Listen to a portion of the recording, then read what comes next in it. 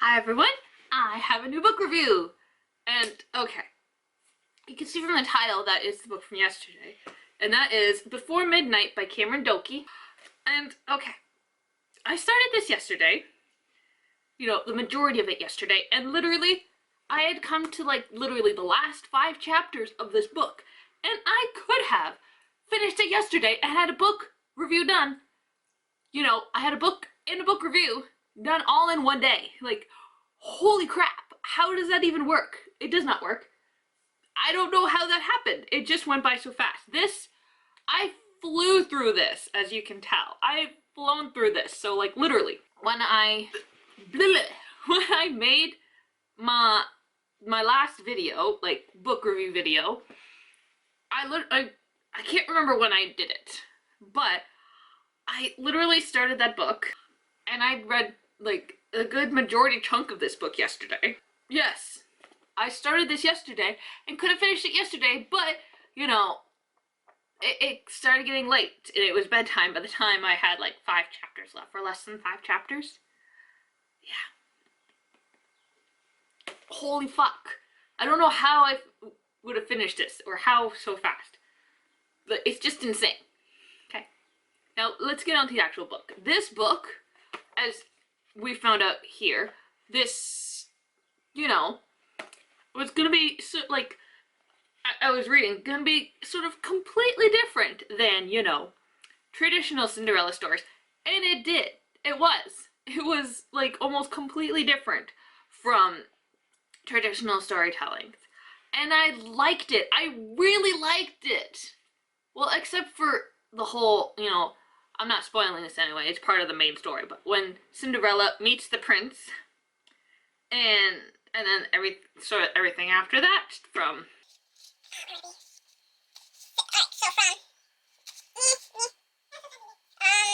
let's say from the middle of chapter 14, the middle of it, because she doesn't exactly meet the prince till roughly the middle of that chapter, to, where is it, chapter 19.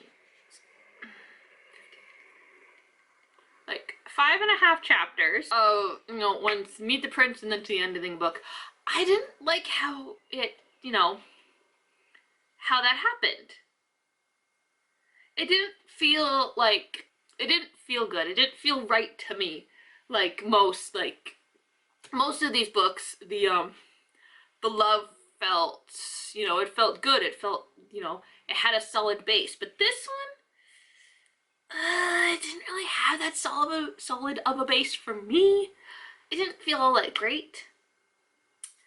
It was very rushed, in my opinion. And in the original telling, the prince holds 3 balls for 3 different nights. And as far as I have read in those other retellings, and watched in the movie and the cartoon and the live action, the Disney ones, I don't know, it felt more solid somehow there, because they, they went off by themselves, they really got to talking and such, so it's love at first sight, and then, they actually talked to each other and such like that, so they got to know a little bit about each other before all that, happened. And it's I don't want to stop talking, sort of, it's, but, and then in other book retellings, I've read, they've, the Jessica Day George books, she has a trilogy. I have book 3, I read the other one. The second book is, sort of a retelling of Cinderella. That one actually had 3 different balls. So, yes. But, 3 different balls, the prince and Cinderella have 3 basically times to talk and get to know each other, for a good amount of time. This one, it just, I don't know. It's just probably just me. I don't know if it's anyone else, but that's how I felt the whole, Cinderella and the prince romance to me. So we have our father in this, and I don't like that guy. He is a real villain. he's a sort of misunderstood villain. He's a big villain, but a small part of him is just like, as it says here, he's brokenhearted when his wife dies in childbirth. Anyone would be like that, but he turns himself into a real villain. So that's not fair. And in this story, the prince, his mother is still alive in this, and she's a real villain. We don't even get to meet her except for once, and she has like one panel, like from this to this, not both sides, just from like this to this. It's all she really has of talking. And then we don't hear mention of her again. Well, she doesn't really talk much. We get one more mention of her, but it's in like, Cinderella telling us of like, oh, this and this happened, and now we're caught up to this point where I can say like, I'm talking to people and all that. Yeah. She was an actual real villain without, seeing her. All of her stuff was really in the background, and it's like her influence is poured out. But her father is, like more present there, and he actually has more speaking parts. I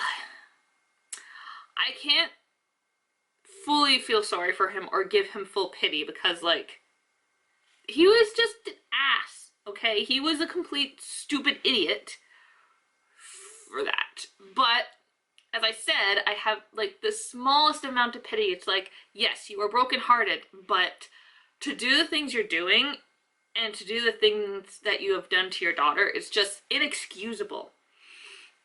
Yeah. Raoul, because it's mentioned back here, I liked him. He was really nice.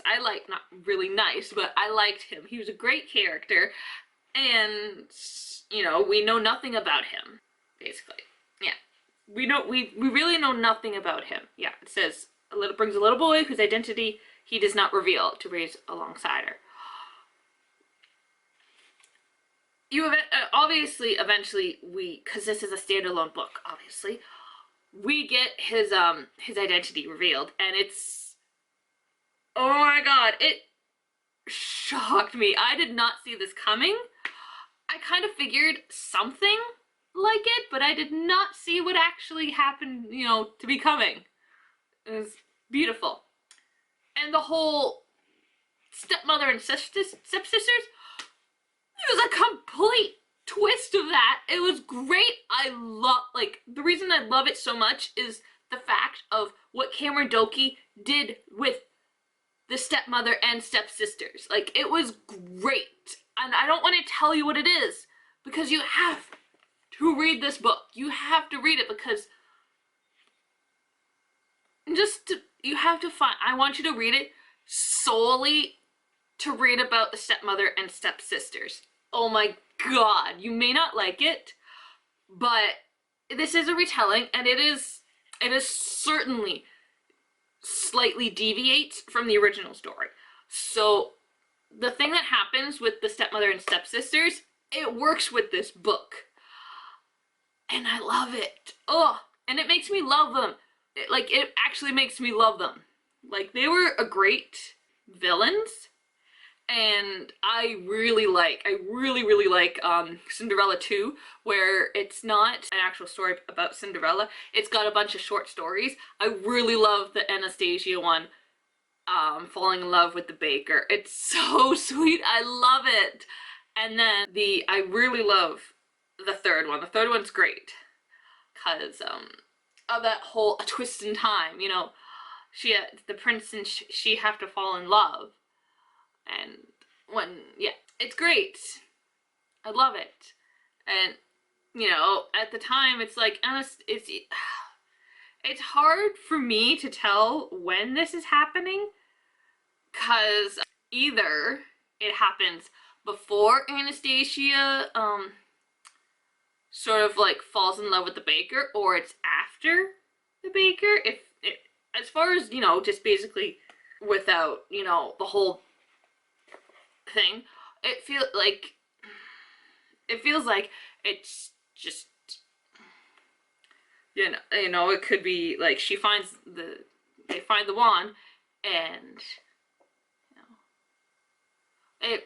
I don't know, but to me, it feels like it happens before Anastasia meets the baker, because she's watching Cinderella and the prince, whom I can't believe he doesn't actually have a name, but she's watching them, you know, do like run around and have their first year.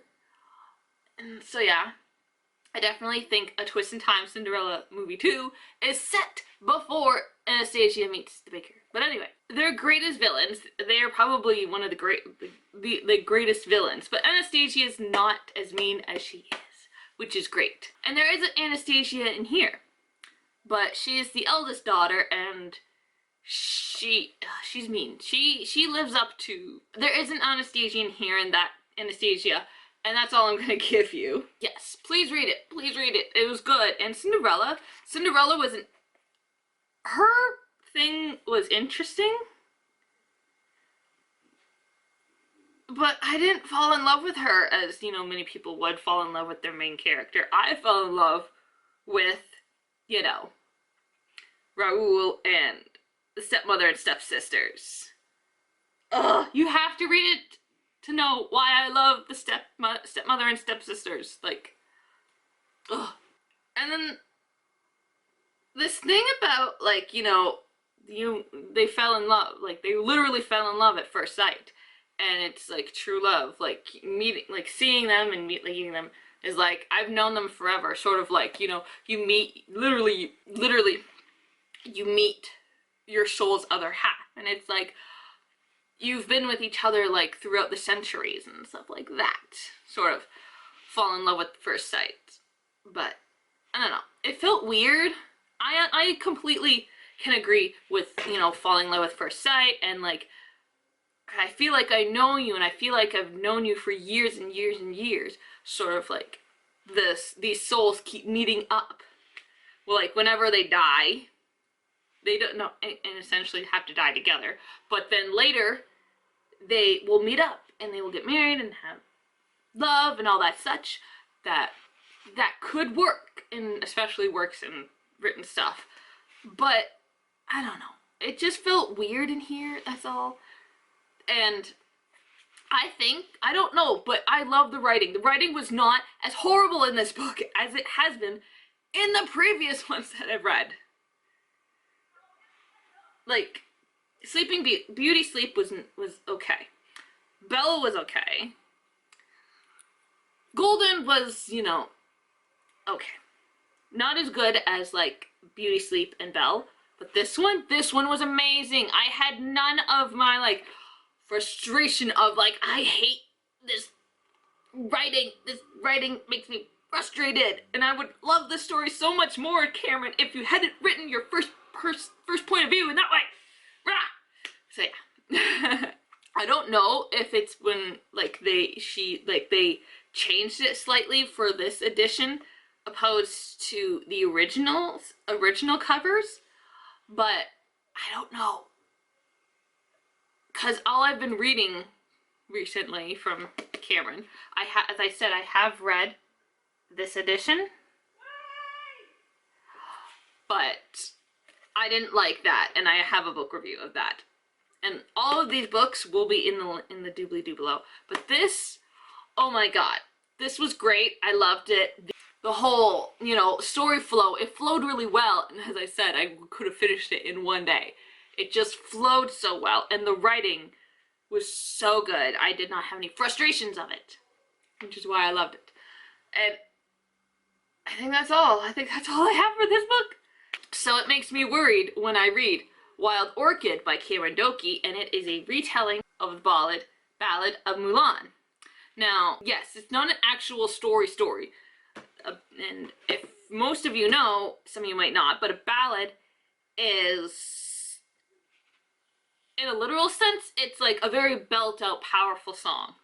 Like, my best example is when Celine Dion and Peebo, that's his name, but Celine Dion sing the end Beauty and the Beast at the end of the movie when the credits are rolling. That is like ballad.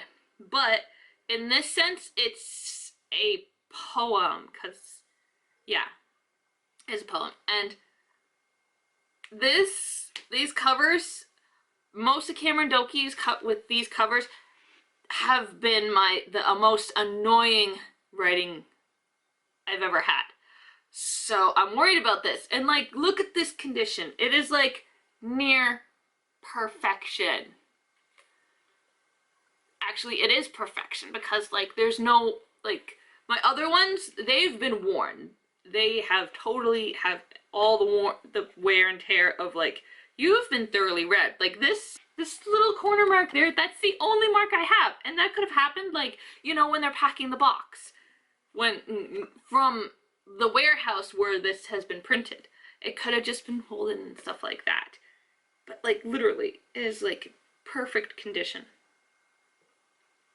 So yeah, I get to read about Mulan's story. The only Mulan I've ever had was, you know, the Disney one. And this is the cover I have of Belle. You can see.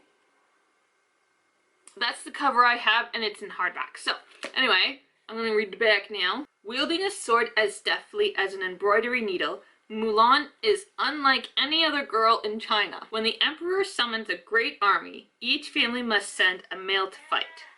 Tomboyish Mulan is determined to spare her aging father and bring her family honor. So she disguises herself and answers the call. But Mulan never expects to find a friend, let alone a soulmate, in the commander of her division, Prince Jian? I do not know how to pronounce, like, you know, foreign names, but it's spelled Jian. You can hear my sister, she's home and she's, you know, singing along to her movie. Prince Jian? Jane?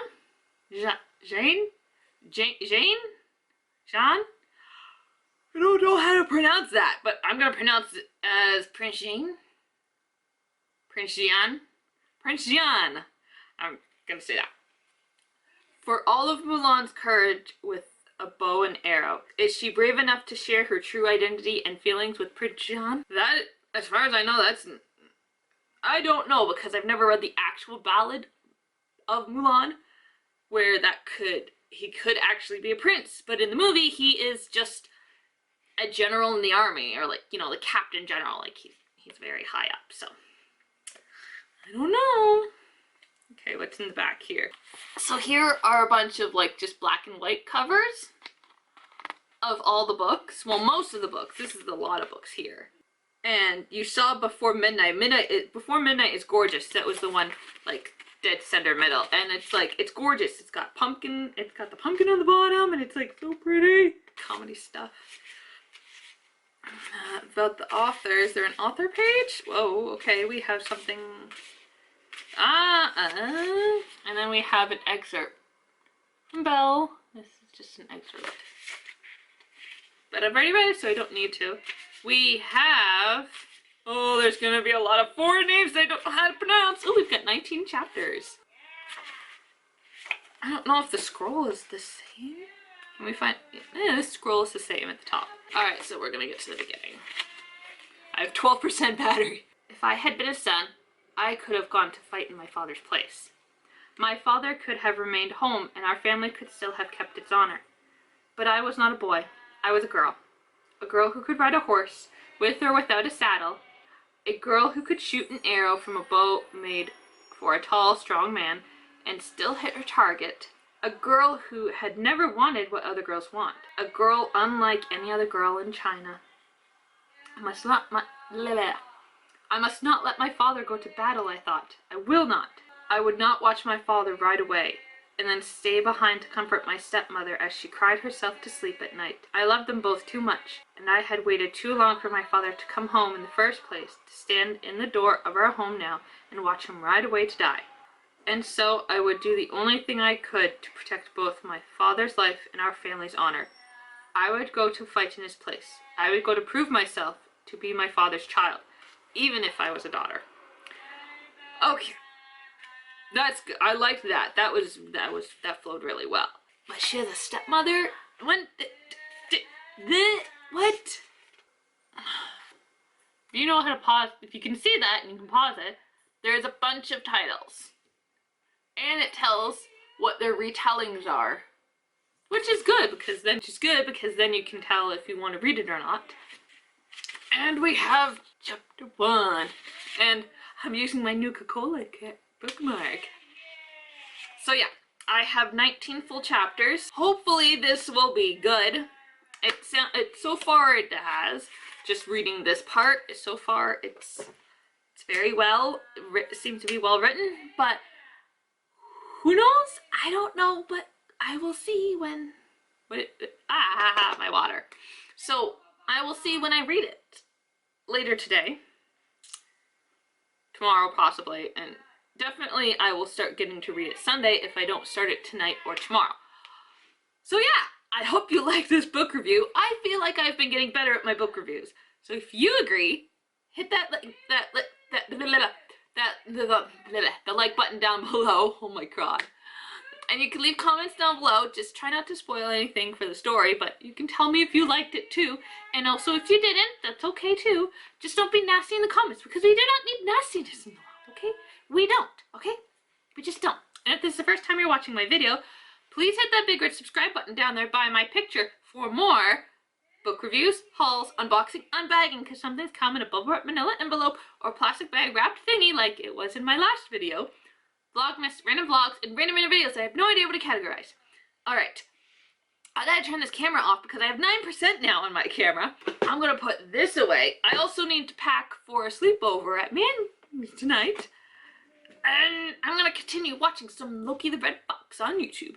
But I'm getting bored of it, so once I'm finished all the videos that I have, because I watch it between, I read this between watching videos, I will be unsubscribing. Not because I hate it or anything, it's just, well, there's not enough for me. That's all. So anyway, I hope you liked my video, and I'll see you in my next one. Bye!